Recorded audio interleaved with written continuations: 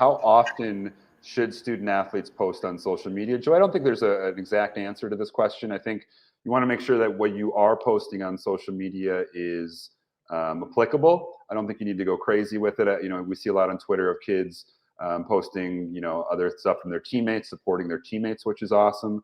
So again, I don't think you need to have a specific like, hey, we should be posting every day or we should be posting only once a month.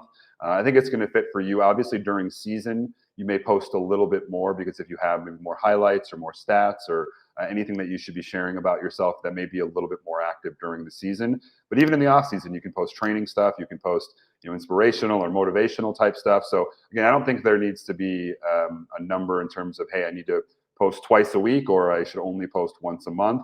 I think it's just more important of what you're posting having an impact and being something that is going to, again, be a well representation of you as a student athlete or as a family as well.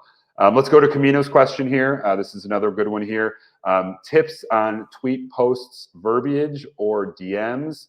Kyle, I know one thing that drives us kind of up a wall is when we get texts or emails from families or student athletes that are kind of instead of writing the word you, Y-O-U, they write the letter U.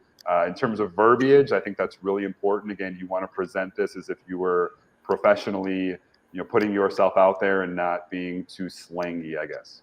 Yeah, it may actually take some work. You may have to sit down and actually craft a note or craft a message that you're going to send out there versus doing it off your cell phone and just kind of firing it off from the seat of your pants. Because you're not necessarily going to want the abbreviated words like David talked about. You're not going to want to have crazy emojis in there and stuff like that.